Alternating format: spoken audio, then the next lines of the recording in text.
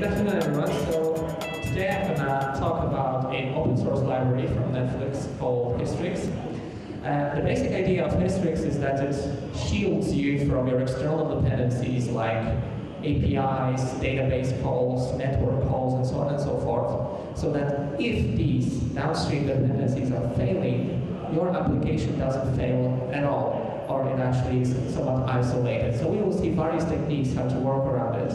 And the basic principle is that no matter what happens with the things that you're collaborating with, your application keeps running. It doesn't the errors don't cascade into all the upstream dependencies. So let's start. I'm not going to have any slides. I'm going to be just showing you codes today. And I want this talk to be really interactive. So if you have some questions, if you want to experiment with something, or you get some API is not clear, we can just run a different demo and see how it behaves. Cool? Okay. So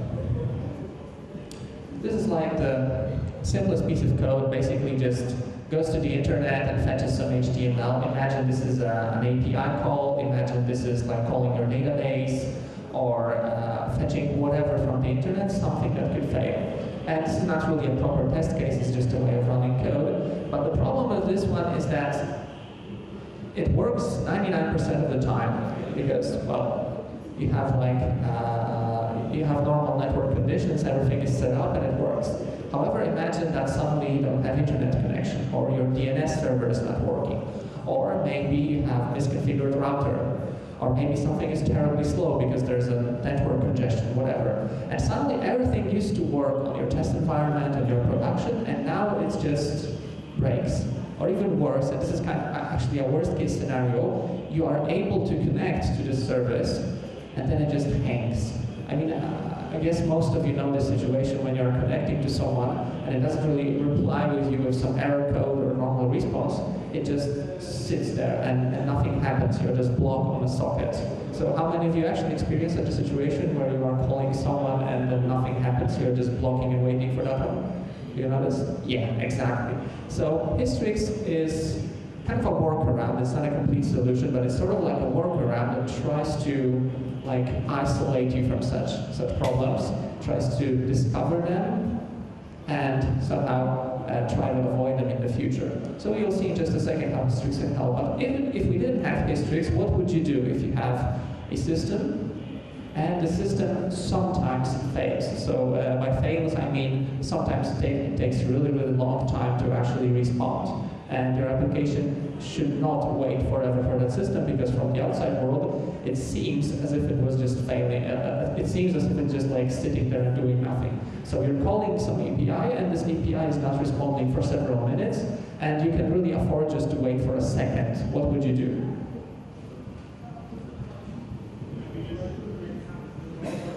Yeah, wait for a mic, but I think it was a good response. So what was it exactly again?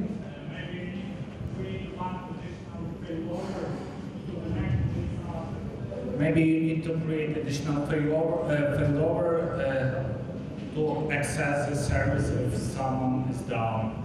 Okay, and what if you just have one server and it either responds or not? You need to wait until this line. Yeah, but I mean, would it be better just to fail faster rather than waiting forever? Because imagine this is a web browser and it's just completely blank. It depends if you need real-time response from that server, or you need, or you can wait for some time. Depends on what service does what you need. Okay, so that was a very good question. I actually have a mascot for you. I'm not going to throw it, but I will just put down for you. So come for it during the end of the presentation. Okay, so this one is for you. It's going to wait here. So the answer is, and it was actually quite comprehensive, it depends. It depends on whether you are allowed to wait for the service for 10 times or maybe 100 times more than you used to, or maybe you have to respond within a given time. And if you have to, if you have a hard limit that this service should respond within actually 10 seconds or whatever, then what would you do? Well, basically, the first idea is that you can apply a timeout. So here's how it works. Basically, instead of just calling the code, you are wrapping the external service with a callable. And I'm pretty sure you know what's going on here.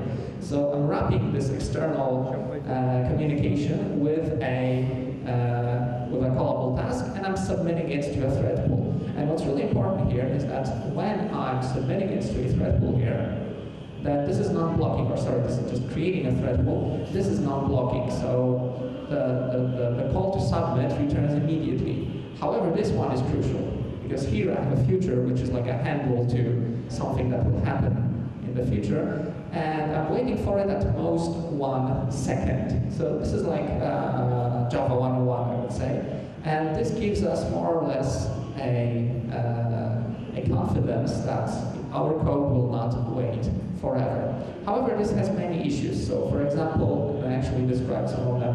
One of the biggest issues with thread pools is that if you know how they work, it's not only a pool of threads. So it's not just like a thread 1, 2, and 10 in this case. It's also a queue in front of them. And this queue basically collects tasks, so you're submitting tasks, actually you're placing them in a queue, and then when there's a thread that's like not occupied by anyone, this thread just picks up the oldest one from the queue. And do you know what's the maximum size of this queue in this case? Excuse me? Yeah, it's unbounded, which means no matter how many tasks you put into this queue, the thread pool will keep just accepting and accepting and accepting. Which means that if your external server is slow for some reason, because it has some hard time, it runs garbage collection, whatever, it means that this queue will just keep growing and growing and growing, and suddenly you will get out of memory error. So your component will actually crash simply because another component was slow. So that's kind of a situation we really don't want to get ourselves into. And there are many other features that are missing in this one. For example, I would have a lot of metrics telling me what is the thread pool utilization over time, what was the error rate, so I want to know how many tasks failed. I want to know what is the queue length, so I want to know how many tasks are being queued up over time. And there's a really nice heuristic happening here that we could apply, which is quite hard to implement. Imagine a situation that when you are calling some external service, maybe a database, whatever, everything that can potentially break or be slow. So you are calling some external service here, and for the last, let's say, 10 seconds, it just kept failing. It was failing over and over and over again. And to make matters worse, it was failing with a timeout. So every single time you were accessing that service, it was just timing out after a second. So we can reasonably be sure that if we make another request, it will fail with a timeout again, because probably something really bad is happening with this service. And no matter how many times I'm going to repeat this task, it will actually just keep timing out. So maybe there's something bad happening with it, and maybe I should just back off for a little bit, and maybe I should just stop calling this service for a while, because apparently it doesn't work. And this pattern in integration is called fail fast, which means if I know something is going to break, I'd rather fail immediately rather than wait a second or whatever, because I know it's going to fail, so why bother? And this one is implemented in Hystrix, because you know where this is going. I'm actually going to describe Hystrix. So this one is implemented in Hystrix in the form of a circuit breaker. So it's a mechanism that tracks your code, tracks your interactions with the external system, and cuts off this external system if it so happens that it's malfunctioning in some way. So is that clear so far? Yeah. Okay, so let's do a first demo of Hystrix actually. So here I have first example of Hystrix, and it's actually very, very similar. I think you can see the whole one. So we replaced callable with a Hystrix command. It's precisely here. And it's still parameterized, so this is basically telling us what is the result type of the command. And that's it. So the code that was potentially dangerous is here, and it looks exactly the same. We just wrapped it in a Hystrix command. So that's about it. And what we're doing in the client, from the client side, is that rather calling the code directly, we're just creating a command and executing it. And we get a string in return. And this string happens to be this parameterized string that we have here. So this is all simple. However, there's a lot of mechanics happening underneath. So first of all, every type of Hystrix command actually has an underlying thread pool, which is just always created for you with some reasonable defaults. Also, you have this mechanism of circuit breaking, which we will see in just a second. You have timeouts, you have metrics, you have all sorts of stuff that will help you isolating from the external system. So you don't see it yet, but we'll have a demo in like 5 minutes, and you will see exactly what's going on there and what kind of features are added. So I said that there's a timeout of 1 second by default. That's what we saw, and this is a default timeout in Hystrix, by the way. You can actually set it up to something different. So let's say I can apply. So I think the timeout's up here. When creating a command, you can actually apply a timeout of, let's say, 5 seconds. So this is a basic one. And by the way, you're going to see this constructor that it will just keep growing and growing because there's like a lot of parameters that you can set up for Hystrix. But it just works, so don't bother with that one.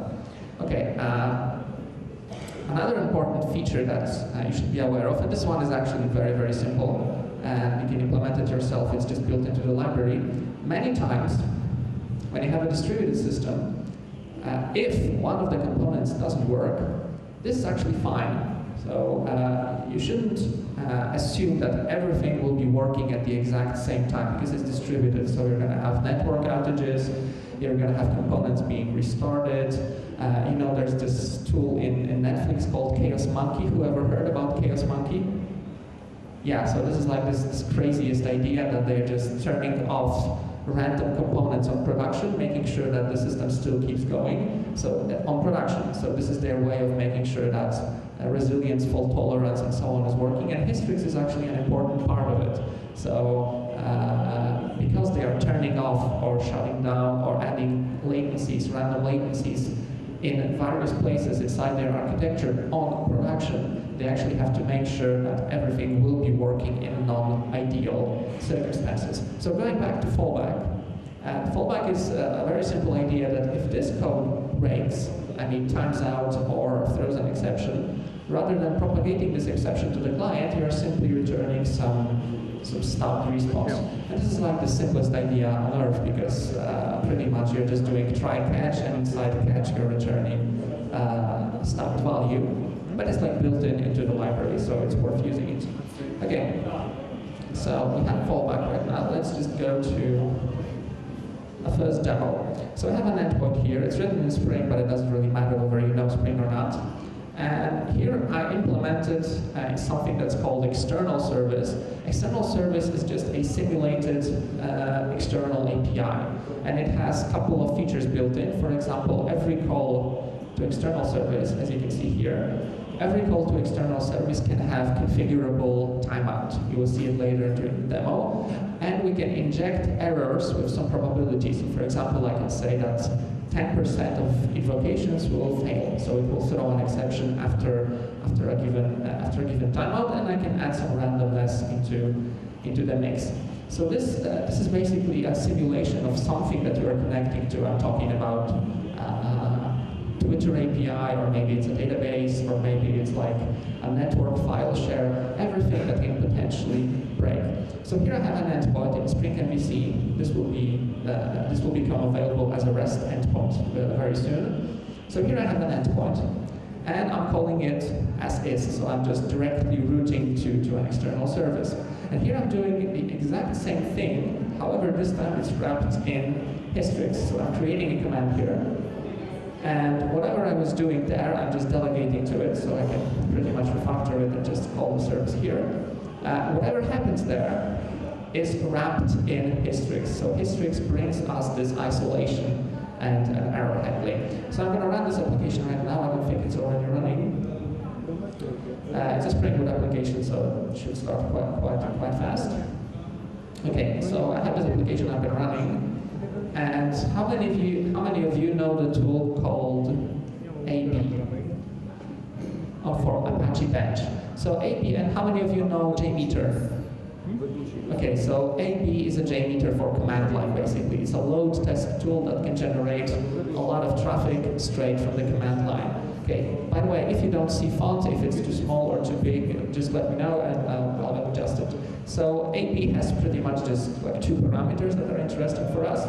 The first one is number of requests, so let's make it 1,000. The second one is concurrency. Just go back to it. The second one is concurrency, which means how many requests I'm going to execute in parallel. In this case 10, so there's going to be 10 concurrently running HTTP requests. And I'm going to call my application, and I'm going to call the unsafe endpoint. What I haven't emphasized here is that these two endpoints have addresses /unsafe, and the second one is /safe. So unsafe is the one that calls data directly, calls external service directly, and safe is the one that wraps it in Hystrix. So let's run it, and let me just explain you the parameters. So I have duration, let's go for 100 milliseconds. This means that every call to the service will sleep for 100 milliseconds, and this simulates latency on external dependency. I also have a parameter called standard deviation, I believe. Standard dev equals, let's say, 50, and this will add some randomness into the duration, so it's going to be like 100 plus minus something, so it looks more realistic. And failure probability actually tells me the percentage, or the probability, of how often the external service is going to throw an exception. So in this case, 10% of the requests will fail. So let's just run it, and the benchmark keeps going. It's a very useful tool, a very simple one, but useful in simple tests. And in a second, we're going to see the statistics for 1,000 requests. Okay, so here they are. The most important part is here. This table shows you the time distribution of the requests, of the response times. So it basically tells us that the 50 percentage was 100 milliseconds, which means 50% of the requests returned below 100 milliseconds. So this is like a simple way of describing a distribution. It also tells us that 99% of the requests, that 99% of the requests finished within 264 milliseconds. And this is, by the way, a much better way of expressing your system response times, rather than saying that the average response time is something, or median. By the way, this is median, the 50%. You're just providing a couple of steps describing that your system, from a median perspective, responds in this time, and 99% of the requests are responding in that time. So this works. And what we can do right now is to look at errors. So remember, I passed 0.1, which meant 10% of the requests are failing. And this is actually true. So from 1,000 requests, which you can see here, 106 failed. And this is more or less 10%. And so we can see that it works. If I passed like 0.8 here, so 80% of the requests will fail, you will actually get a much different results. I can actually interrupt it at any moment, so let's say right now, and you can see from 538 requests, I have 435. I think this is around 80%. It's actually a little bit more. Around 80% of the requests fail. So this is calling the unprotected endpoint. And by the way, if I increase the duration from 100 milliseconds to, let's say, 2 seconds, and I don't need any failures right now, you see it? I'm just putting it right at the top. By the way, remind me, I'm going to just write always at the very top of the screen because it's harder to see from the back. So here I'm executing the same test. However, this time I increased the duration to 2 seconds. And the benchmark should actually show it. It should be much, much slower. And we're waiting for the results. I'm not going to wait for the whole test because there's just no point. Just a few requests pass by. I think I can stop it right now. The test is going, so I can interrupt it at any moment. Let's just stop it right here. And what do we have? 50% of the requests were within 2,000 milliseconds. So this is kind of in sync. Okay, so all of this was trying to show you what's happening with a system that is unprotected by Hystrix. Now, let's go to the second endpoint, which is called safe. So safe is the one that's protected, so every call to external service is actually like surrounded with Hystrix. And let's make the first example positive, so no failures and quite fast. So in this case, Hystrix won't really do anything because the default timeout is 1 second. There are no failures, so Hystrix has nothing to do here. It will just transparently delegate to the actual external system. And look, so we have Oh, we actually had a couple of failures. I think this is just an artifact from the previous test. Let's interrupt it right here. So yeah, this is what I expected. So we have no failures, and the response times are pretty much similar to what we used to have. Let me just try to run it. So we have 107 milliseconds average response time. It works, and Hystrix is not really neither adding nor it's not adding any value, but it's also not making anything bad. So now let's try adding some failures, and let's say 70%. This means that 70% of requests are failing with an exception. So if I see it on the terminal, you would actually get a lot of exceptions. And you don't know it yet. We will describe it in a second. However, 70% is by Hystrix considered to be above the threshold. That means that the system is not working. So it doesn't have to be full 100%. Actually, it's 50%. So if more than a half requests are failing, Hystrix by default assumes that the system is not working. So 70% is enough, as we already know. The system is fast, but it just keeps failing. So look what happens with the benchmark, and you don't really have to see the results to know that something has happened here. So I'm running it right now, and look at this one. Should be much faster. Yeah, it was actually much faster than previously. So 50% of the requests finished within 60 milliseconds. It should have been much faster, so let me just run it again with a bigger error percentage, because I want to show you precisely what's going on here. So 100, yeah, that's much better. So you see response times. I will actually scroll a little bit for you. So response times are now much smaller, within 11 milliseconds, and actually 80% of the requests were way below 100 milliseconds.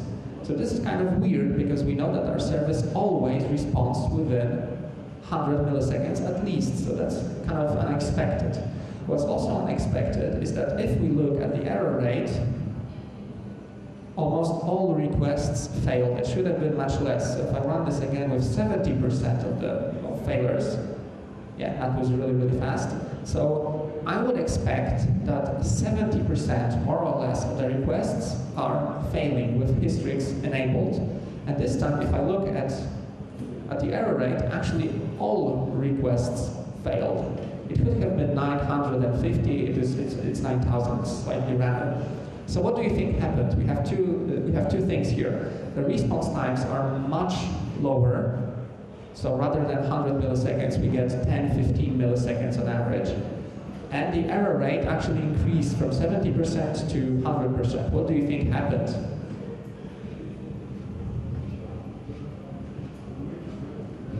Just wait for a minute. I think Hystrix just disabled the service, just marked it as non-functional. Yes, so this one goes to you. No, actually just one. So pick it up later, very good. So Hystrix has disabled the external service. Hystrix figured out that what we are calling there, this external service.call, let me just jump straight back to the code, that the thing we are calling here, this external service call, is actually having a hard time for some reason, and it cut it off entirely. So it says, okay, you know what? This system is not doing very well. I'm not gonna call it anymore. I'm just gonna skip it for now. And I truly hope that in a second or two, or maybe after a minute, it will go back up. But in the moment, I'm just gonna respond immediately with an exception. So I'm sort of assuming that, okay, I know the system might slightly be working because 30% of the requests are still successful, but I think it's just not worth it. So I'm going to skip all of it and wait until it's fully recovered. And you might now think that whether it's a good idea or not, and it actually depends. So the answer to that question would be that it depends. In some systems, you actually don't care that something is not working entirely 100% because you will retry, or you can wait more. Let's say you have a batch job, and this batch job typically takes 5 minutes, but if it takes half an hour, it doesn't really matter because it's running during night. And in these cases, Hystrix won't really help you.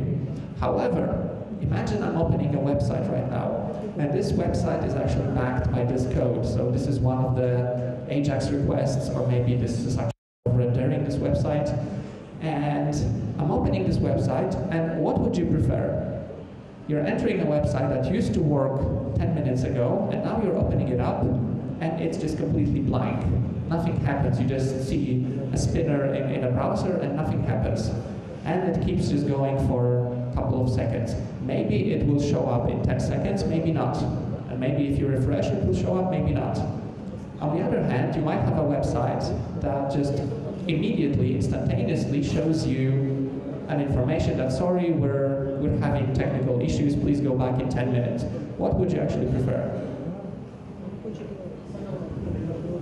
Obviously, and there was actually a study that was trying to figure out how many people are abandoning a website, depending on whether it's not loading or it shows that it's not like working properly and please go back later, but instantly. And it turns out it's actually much better from the psychological perspective that the site is constantly down or permanently down rather than working from time to time.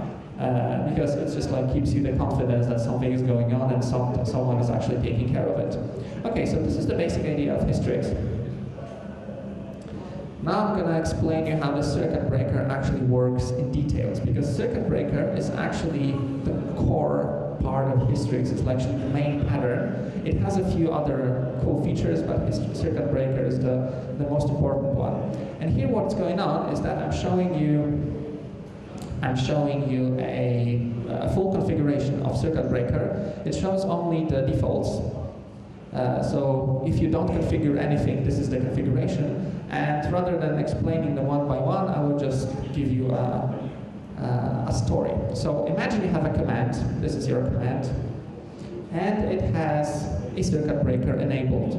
So this one is here. Circuit breaker is enabled. These are all defaults, by the way. So first of all, you're collecting 10 seconds of statistics, which means that when your command is being executed, Hystrix will keep monitoring the last 10 seconds of statistics. And by statistics, I mean response times, the error rate, and also stuff like, let's say, how many requests were executed, how many failed, and so on and so forth. So it keeps the last 10 seconds of these statistics. It's like a rolling window or sliding window that goes over time. And within these 10 seconds, when the circuit breaker is enabled, and at least 50%, scroll it down a little bit up, if within these 10 seconds, at least 50% of the requests failed, and there was more than 20 requests in this time window, the circuit breaker will open. And when the circuit breaker opens, it no longer calls the underlying function, so it no longer calls this one. This one will never get called anymore, at least for some time. And instead, Hystrix will immediately throw an exception saying that the circuit breaker was open and sorry. So this is the fail fast behavior. These are all defaults, of course, so you can set it up as you wish. So now the question is, what happens when the circuit breaker is in the open state? So will it remain like that forever, and do you have to restart the service? Of course not. And they could figure out a naive implementation, and this is not how it's implemented.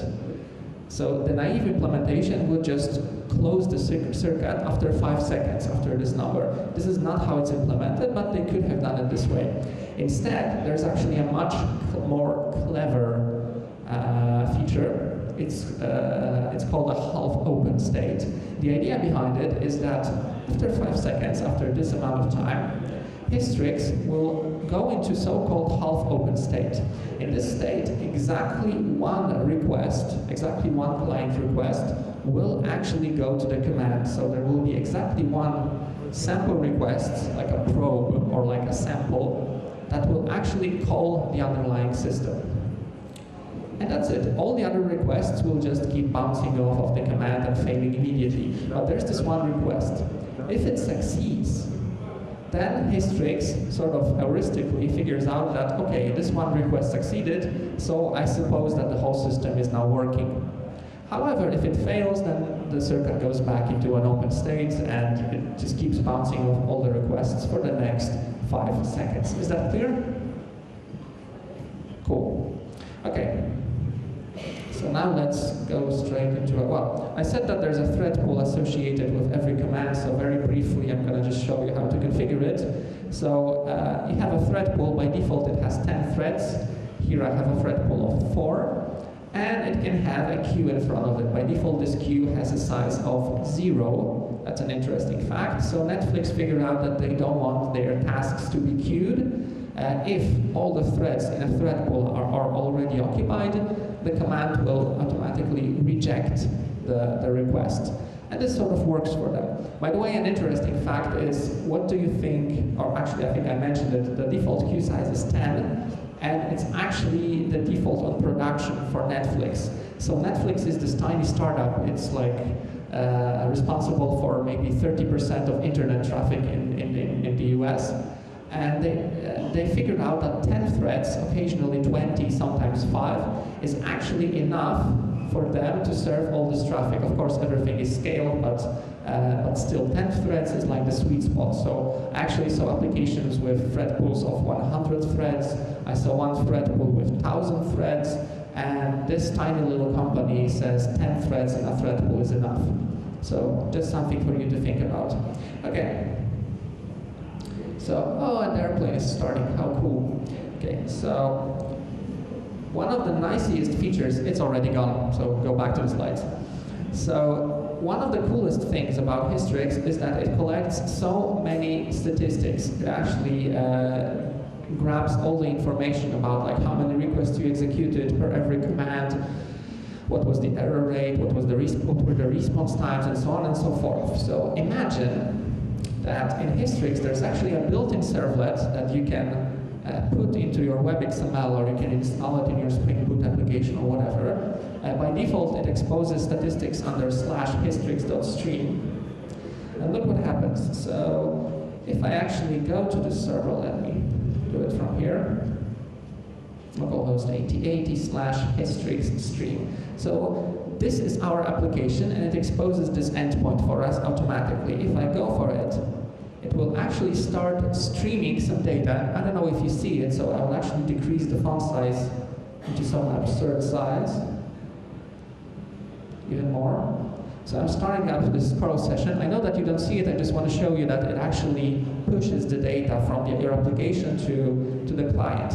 And this data, if we look at it more closely,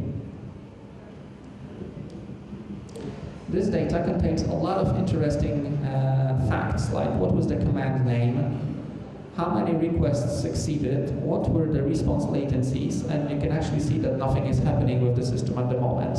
It shows the error rate, or sorry, the number of successes, and so on and so forth. So there's like a ton of data that you can actually grab from this JSON, and you can actually run it for your advantage. So that's pretty cool. And you can imagine writing a monitoring dashboard or an alerting system that would just consume this data, which is published in real time, and know all the facts about your external dependencies. So you would know which circuits are open, you would know what are the response latencies, and so on and so forth. So that would be pretty cool. However, it's even cooler because there's a built-in dashboard that's implemented in Hystrix. I already have it up and running here. Don't bother the exceptions. So there's a dashboard. I'm going to start it up right now. It looks like this. And this is basically it. Most of it is actually written in JavaScript. This is an application that comes with Hystrix. So you can just go to GitHub, clone it, and here you have it. And this is an application that will start consuming this JSON data. So it will connect to your application, try to grabbing the statistics and visualizing them in some interesting ways. So it's like localhost hystrix.stream, and look what happens. I can actually zoom it in a little bit for you. So at the moment actually nothing happens, so it seems like it's a static picture because I'm not running any benchmark, I'm not like sending any requests. However, if I run the benchmark, and I have it right here. Okay, so here I have a benchmark that calls the safe endpoint 100 milliseconds and no failures. I hope you see it. Let's just increase it a little bit. So I'm calling the safe endpoint. The average response time is going to be 100 milliseconds and there are no failures. So again, nothing happens with the dashboard. It's like completely flat. And now I'm going to start this. Simulation, this benchmark, and look at this. So immediately you get a response from Hystrix, and the idea is that Hystrix keeps streaming these statistics in real time, and this dashboard just consumes them and sees what happens. So we get a lot of interesting data, like what is the what is the number of requests per 10 seconds, and actually the benchmark just stopped. Yeah, that's right. So just to have more time to explain, I'm going to run it faster, or I will even decrease the response time. So I'm playing a little bit with these parameters. Now we're going to have much more requests per second, and you will see it in the chart as well, because I decreased the response time. So you can immediately see that something has changed in the system, and you can see that you can see how many requests we have per host, or even per whole cluster, no matter what that means. You have response times, you have error rate, and so on. So this is an insanely cool tool that you get basically for free inside Hystrix. So what happens here is that if I stop the benchmark, well, let's add 20% of failures, which means 20% of the requests will be failing. And nothing happens right now. Let's just wait until the dashboard cools down. We stopped the benchmark for the moment. So let me just start the benchmark now, and look what happens now. We have more or less 20% of failures within the time. And most of these statistics have 10 seconds history, because this is for how long Hystrix keeps these metrics.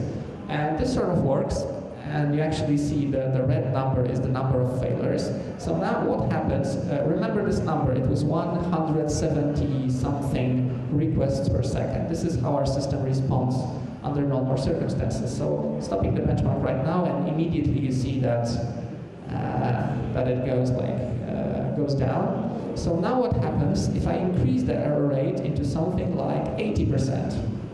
So now 80% of the requests will fail. And you know already that the circuit breaker should work, whatever that means. So nothing happens right now, starting the test. And something is going really bad here. So you see, I mean, do you see this huge red background? I mean, I wear glasses, but even if I take them off, I still see that something bad is going on in production. So pretty much, I see that 100% of the requests are failing because the circuit breaker tripped open. But what's really interesting about it is that the response time of the system is actually much bigger. It's like more than 1,000 responses per second. And this is reasonable because since the circuit breaker is failing fast, and fast is the keyword here, since it's failing fast, we can actually see, you can actually observe that the response times are much better, and constantly the circuit is open. It's now closed, I haven't really done anything, but it's open again. And you can actually tell why it was closed for a second. Only 80% of the requests were failing in our example. So there was this one sample request that is tried every 5 seconds, and we actually had a success with this one single request. So Hystrix assumed that the system is working again, which is not really true. And the circuit breaker tripped open again. So this is how it works. We can actually test it in some different scenarios. For example, let's say the failure probability is against 0. However, this time the system is really slow. So 2 seconds. 2 seconds is way beyond the timeout that Hystrix allows. So going back to dashboard, nothing happens yet, because if I refresh, I think it will just be completely flat. Nothing happens yet because I haven't started the demonstration. However, if I run the demo, you see that it also closed the circuit, and it responds immediately, 1,000 requests per second. And this is also understandable because actually in a distributed system, the fact that something responds with an exception and the fact that something doesn't respond at all is indistinguishable. It just either works or not. And if something used to work within a second and now it's not replying for a minute, we can just as well assume it's not working at all. And just to give you an overview how it can actually look in a real system, I have a screenshot of our real production dashboard from Netflix. I think you can see it quite well. So this is a screenshot from Netflix, from their production. You can see that you have plenty of different commands running at the same time. You can actually see that Hystrix is capable of gathering data from multiple nodes in a cluster. So here you have 565 nodes. There's a special tool called Turbine that can aggregate statistics into a single stream so that you have one single dashboard for your whole horizontally scaled cluster. So this is a really cool feature, and like, this is how you would expect to see it. And if you have a TV in your office, you can actually put production dashboard right in front of your developers or right in front of your eyes. Okay, so one last feature, I think we have time to explain it a little bit. Hystrix has a cool feature, and this will be the last thing I'm going to show you. Hystrix has an insanely cool feature called command collapsing. So imagine you have an API that is capable of either calling something by a single argument or by a single request for a single piece of data.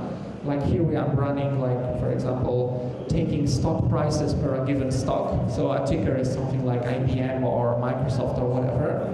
And I'm capable of accessing this API directly. So for every given stock, I'm returning a result. Or, in order to improve throughput, I can actually call for multiple stocks at the same time and get a batch response. So that's a useful thing. However, now imagine you are supposed to implement a feature that if two concurrent clients at the same time are asking for different stocks, so you have one thread that asks for IBM and a second thread that asks for Microsoft. And your boss is telling you that it would be super cool, rather than calling load twice, which means paying the network penalty twice, you should call the second method, this one. However, you are supposed to somehow correlate these two requests. So you have to take the first one from one thread for IBM and the second one for Microsoft, and you are supposed to somehow figure out, coordinate, that since we have actually two concurrent requests for different pieces of data, we should correlate them with each other, make just one request, and then dispatch this batch response into both of the clients. So this is a really tricky thing to do. I really wouldn't like to implement it myself, and Hystrix luckily has a feature for that. It's called a command collapser. We don't really have time to explain in details how it works. Luckily, it doesn't happen automatically, so you still have to write a piece of code to glue everything together. It doesn't use reflection or some other funky magic, but like all the building blocks are there for you. If you want to look how it works, I actually have a complete example. You just have to go to the source code of this presentation, which is, here. So all the source code you saw during this presentation is available on GitHub. And this is a really cool feature because it allows you to collapse multiple requests into one. However, collapsing has one great disadvantage, because I told you that if you have two concurrent requests running at the same time, which never really happens, there's always some time difference between them, which basically means that the first request has to wait some fixed amount of time. First request has to wait some fixed amount of time because potentially there will be a second one that should have been collapsed. But if there's none, you basically just pay the price of latency. Okay, I ran out of time. I don't think there's more time for questions, so it was really nice showing you this presentation. And if you have any questions, just step by to me after presentation. So, thank you. Thank you very much. And now we have time for our question. Who wants to be first? Yeah, please. Дайте, будь ласка, мікрофон тут у нас, будь ласка.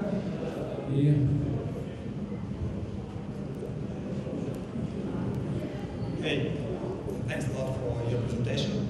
The question goes, so when running those tests from command line, you had some query parameters, right? Deviation, error rate. Yes. So these parameters, they go straight into this tool. Yeah, I mean, these parameters are only used to make the presentation nicer. So the idea behind them was that, here you have it, actually here. So these parameters are actually here. This is like I have duration, standard deviation, failure probability, and I'm passing this parameter straight to this class. I was not showing you the implementation of this class because it's irrelevant. It basically just adds sleep and randomly throws an exceptions. So I only used it to make a simulation more enjoyable. Okay, so those parameters goes to your simulator. Okay, so then you have this tool, right? And she reacts upon the behavior of this external service, right? Yes. And when you have safe configuration, you have one thing, and when you have what was the difference between safe and unsafe? Okay, so let me just inline this one. Okay, so the safe one simply calls the simulator and nothing else. So that's like a straightforward delegation. However, in case of unsafe, I'm as well calling the simulator. However, it's wrapped with Hystrix. So Hystrix intercepts all the calls to external service and adds its magic like timeouts and circuit breaker. Okay. So it is a guard like around this external service, right? Yeah, it's like an aspect around this service, you might say. Okay, thank you. Thank you. Okay, who want to be next? Right here. Посередині, будь ласка, підніміть ще раз руку.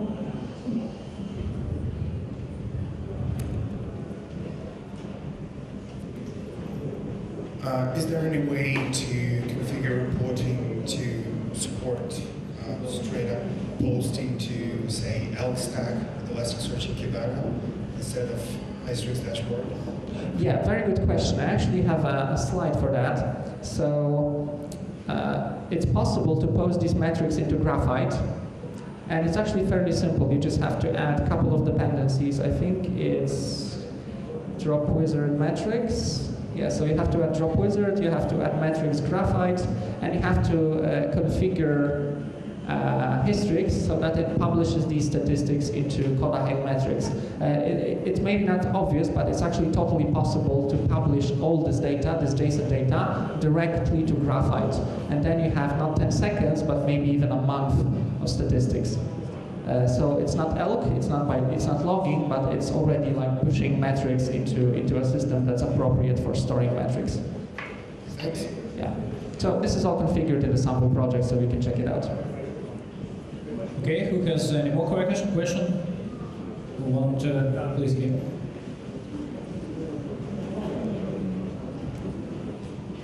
Підніміть ще раз руку. Ось так. Yeah, thank you for the presentation. What about diagnosing Hystrix failures itself, for instance? So what, from practical experience, something like that. So if something really goes wrong within Hystrix. You mean if there's a bug in Hystrix, or? Some kind of outages. I mean, this dashboard I've shown you from Twitter, it was like running, what was it, 3 million commands per second? I think it's rather proven by Netflix because they're actually quite a big company and it's being developed extensively and it's still being developed by them and they are still maintaining the system. So obviously it's yet another library that can break. It also introduces some latency because you have to go through this extra thread pool. However, from the practical perspective, I never saw some really dangerous bugs in Hystrix. I fixed a few minor issues. There are some comments in Hystrix by myself, but nothing was really like a showstopper.